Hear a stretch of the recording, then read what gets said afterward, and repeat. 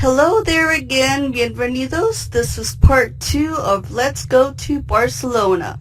Armchair traveling with yours truly, Lupita Garza Grande.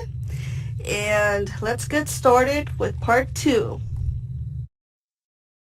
This is Montserrat Abbey. The Abbey of Montserrat. It's an important cultural and religious abbey founded by the Benedictine monks. It houses the patron saint of Catalonia, Our Lady of Montserrat, and it's located atop a mountain. It is notable for enshrining the image of Our Lady of Montserrat, and it was founded in the 11th century and rebuilt between the 19th and 20th centuries, and still functions to this day with over 70 monks. The monastery is 48 kilometers or 30 miles northwest of Barcelona and can be reached by road, train, or cable car. From there, you can take a rack railway connecting with Monistrol and 2 funiculars. So you take a quick little funicular up to the abbey. Things to do, foods to try while visiting the Abbey of Montserrat. Here's a picture of the abbey atop of Montserrat. The word Montserrat actually means serrated mountain. You can go inside the basilica, and in the next picture is a picture of St. George, is one of the patron saints of Catalonia. So St. George's Day is actually a big day. It's called Sant Jordi, and this is a statue of St. George that was built in the 20th century, and as you can see, when you walk around it, you feel his eyes moving. Next picture is the inside of the basilica. It is Baroque in style, and as you can see, even though it's not medieval in style, because this particular basilica was rebuilt because the troops of Napoleon ransacked the basilica during the Peninsular War during the early 19th century. While in the abbey, you can go to their souvenir stores, and of course monks do make souvenirs. They make liquors, they make breads, they make desserts. So while there, you can get a taste of all the liquors that they make. And this is one of the liquors that they make, is a liquor made of the local herbs native to the area. To get to the abbey, you take a funicular ride from the train station to the abbey. And here's a video that I filmed, and as you can see, it's a beautiful ride, and you can go up and up and up, and then looking down, you see the red tiled roofs of the town below. So let's take a look.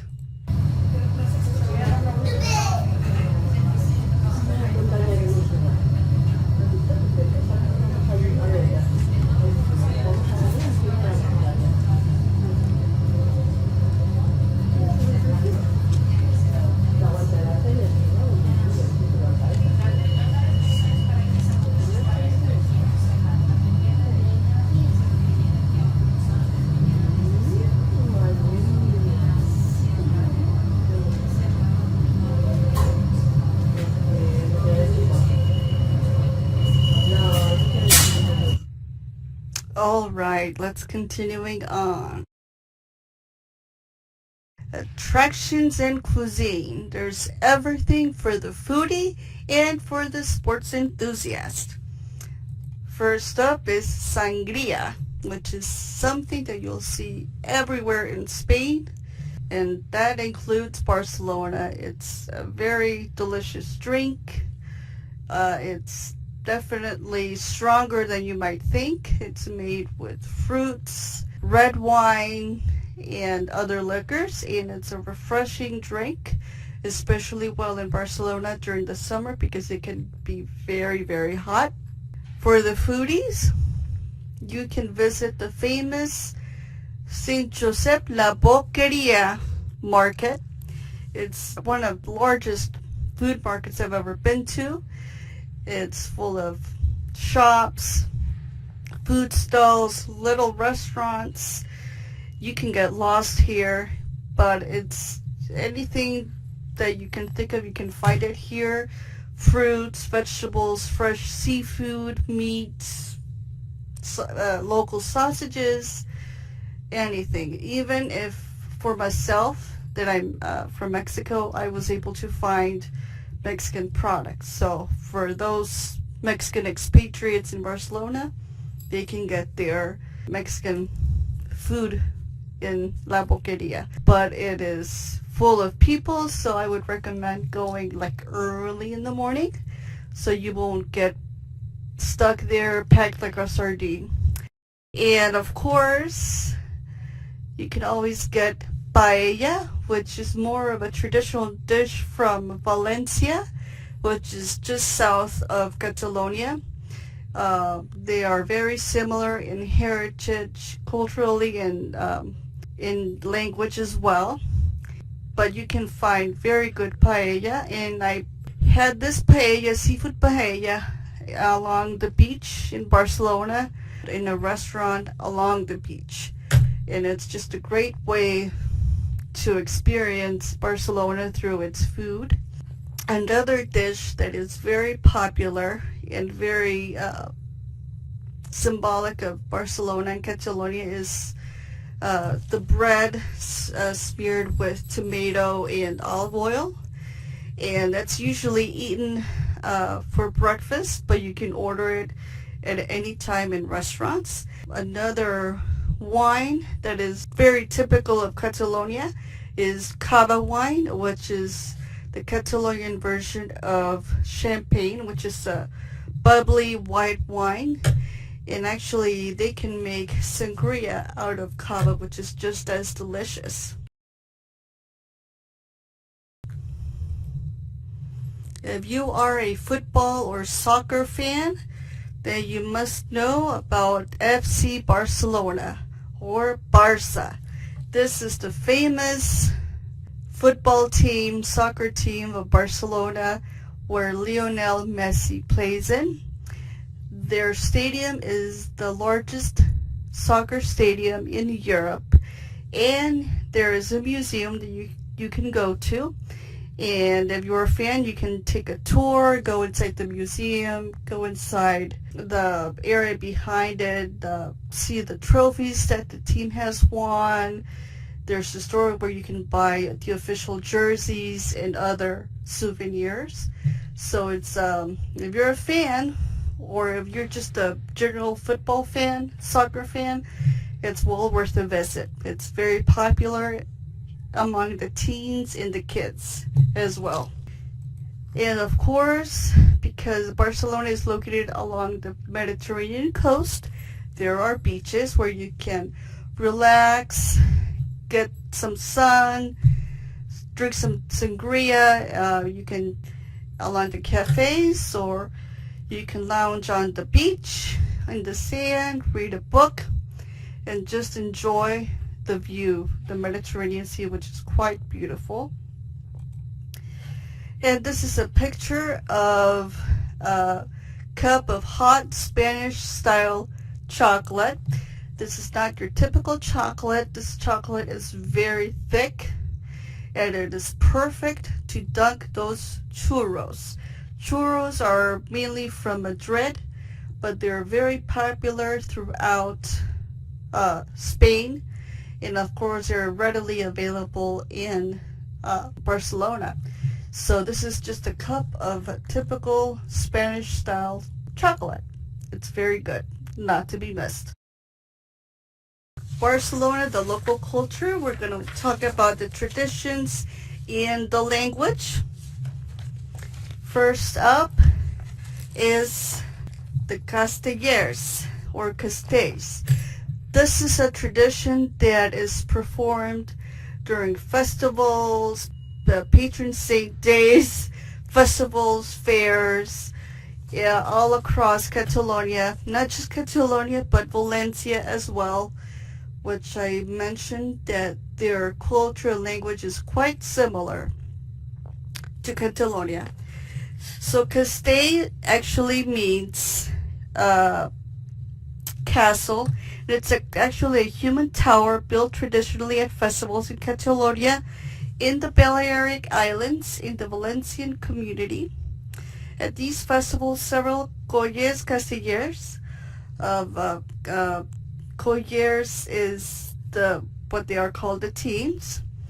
They start to build a tower, large, then small, then smaller, so smaller, all on top the top, and so they have to climb on top of each other. It's quite a sight to see. And in the middle, I will show you that the language of Catalan is not only spoken in Catalonia, but in the Valencian community. And those three islands in red are the Balearic Islands, and they also speak Catalan. The vast majority of Spain speaks Castilian Spanish, what we know of Spanish.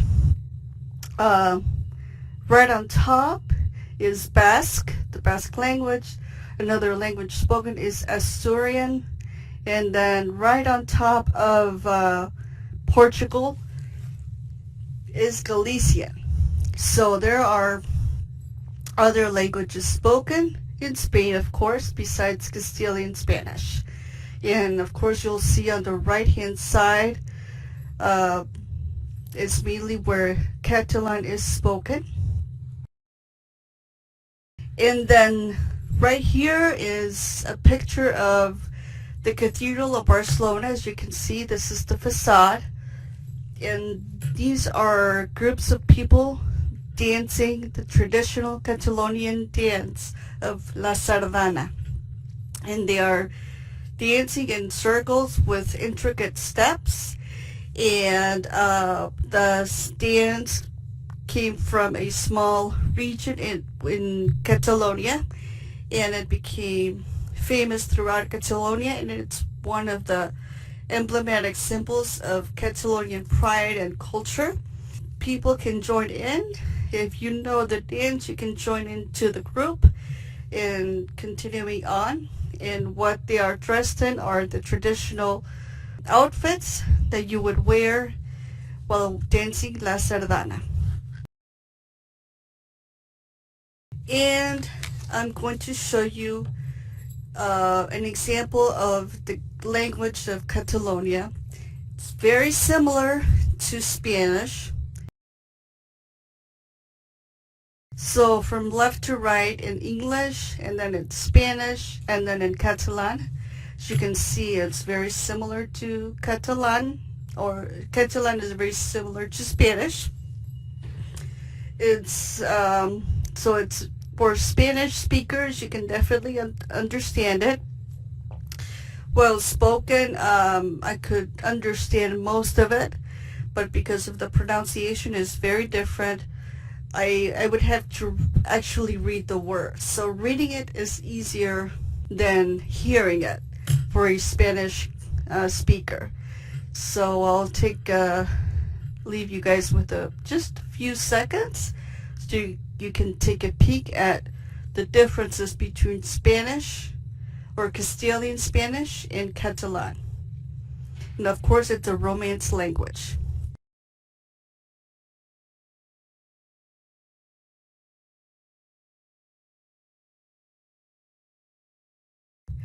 So, before we finish this tour through Barcelona, I wanted to give you some great resources available at your local branch of the Broward County Library System.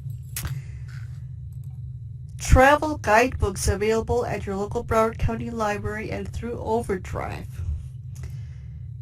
Travel DVDs are also available, such as Rick Steves Europe.